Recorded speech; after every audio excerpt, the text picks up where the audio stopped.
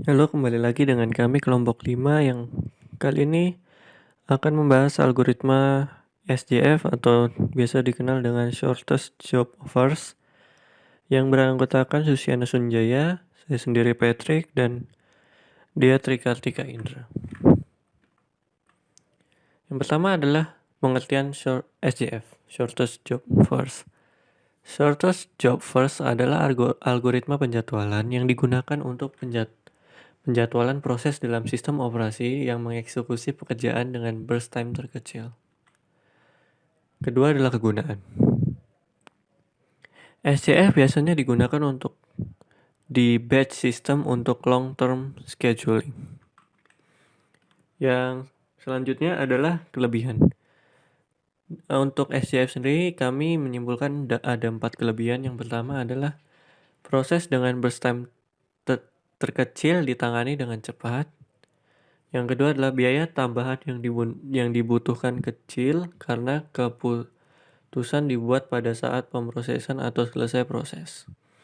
Yang ketiga adalah ketika ada proses baru, algoritma hanya membandingkan proses yang sedang dijalankan dengan proses baru, mengabaikan proses yang sedang menunggu. Yang keempat adalah mengurangi rata-rata waktu tunggu. Selanjutnya ada kekurangan dari algoritma ini. Kami menyimpulkan ada 3. Yang pertama, waktu pemrosesan harus diketahui di awal, padahal penentuannya cukup sulit. Yang kedua, algoritma ini memungkinkan adanya turnaround times atau starvation. Yang selanjutnya yang terakhir adalah waktu yang berlalu harus direkam. SJF sendiri ada 2 jenis. Yang pertama adalah jenis SJF non-preemptive. Yang kedua adalah SJF preemptive. SJF non-preemptive sendiri dapat didefinisikan setelah siklus CPU dialokasikan untuk diproses. Proses akan menahannya hingga mencapai status menunggu atau dihentikan. Selanjutnya untuk SJF preemptive, yaitu proses yang dipilih adalah proses yang memiliki waktu sisa eksekusi terkecil.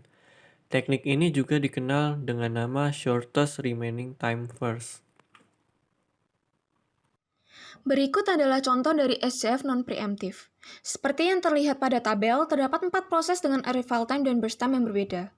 Pertama, P1 datang dengan arrival time 0 dan burst time 7, sehingga P1 diproses pertama kali. Kemudian pada arrival time kedua, P2 datang dengan burst time 4, dan karena P1 belum selesai diproses, maka P2 masuk ke dalam antrian. Pada arrival time keempat, P3 datang dengan burst time 1. Saat ini sisa burst time P1 adalah 3, dan di saat bersamaan, P4 masuk dengan burst time 4. Setelah P1 selesai diproses, algoritma membandingkan burst time P2, P3, dan P4. Kemudian burst time terkecil yaitu 1 pada P3 akan dijalankan. Setelah itu, P2 dijalankan karena arrival time-nya lebih dulu dibanding P4 meskipun memiliki burst time yang sama. Waiting time didapat dari total burst time proses sebelumnya dikurangi arrival time. Kemudian untuk menghitung rata-rata arrival time dengan cara menjumlahkan seluruh waiting time kemudian dibagi dengan jumlah proses. Pada proses SJF preemptive, didapatkan tabel seperti pada di slide. Proses P1 akan langsung dieksekusi karena memiliki arrival time 0 dan burst time-nya 7. Kemudian, pada waktu kedua, P2 datang dengan burst time 4, di mana burst time dari P2 lebih kecil daripada sisa burst time P1, sehingga P2 akan diproses terlebih dahulu. Pada waktu keempat, P3 datang dengan burst time 1, yang mana burst time ini lebih kecil dari sisa burst time P2 dan P1, sehingga P3 akan dijalankan lebih dahulu. Pada waktu kelima, P4 datang dengan burst time 4. Kemudian, algoritma akan membandingkan tiap proses yang belum selesai. Setelah itu, didapatkan burst time paling kecil dan urutan yang akan dijalankan terlebih dahulu adalah P2, P4, kemudian P1. Untuk waiting time-nya, P1 didapat dari 0 ditambah 9, di mana 9 berasal dari P1 saat di run pada waktu ke-11. P2 didapat 0 ditambah 1, di mana 1 berasal dari P2 di run pada waktu kelima datang waktu keempat. Kemudian P3 0 karena datang waktu keempat dieksekusi waktu keempat. P4 memiliki waiting time 2 karena datang waktu 5 dieksekusi waktu 7. Selanjutnya, kami akan melakukan demo algoritma SJF non-preemptive dan preemptive menggunakan Python. Berikut adalah contoh penerapan algoritma SJF non-preemptive pada Python. Dari data tabel sebelumnya, kita inputkan satu persatu data ke dalam program. Jumlah proses dari tabel sebelumnya ada 4. Lalu pada proses pertama, dengan arrival time 0, memiliki burst time 7. Pada proses kedua, arrival time-nya 2 dengan burst time-nya 4. Proses ketiga memiliki arrival time 4 dan burst time 1.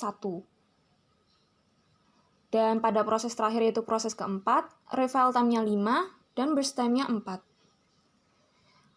Kemudian program akan mereturn waiting time, rata-rata waiting time, turnaround time, serta rata-rata dari turnaround time.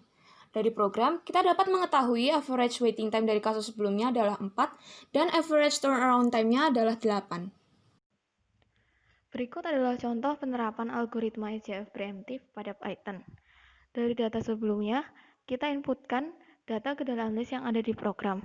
Pada program terletak pada line 101, pada indeks ke-0 merupakan ID prosesnya, indeks ke-1 merupakan burst time-nya, dan juga indeks ke-2 merupakan arrival time-nya.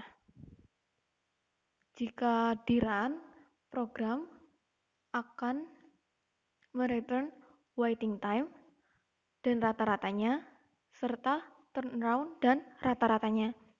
Jika dibandingkan dengan perhitungan manual, hasil yang didapatkan adalah sama, yakni waiting time untuk P1 adalah 9, P2 adalah 1, P3 adalah 0, dan P4 adalah 7, serta rata-rata waiting time-nya adalah 3.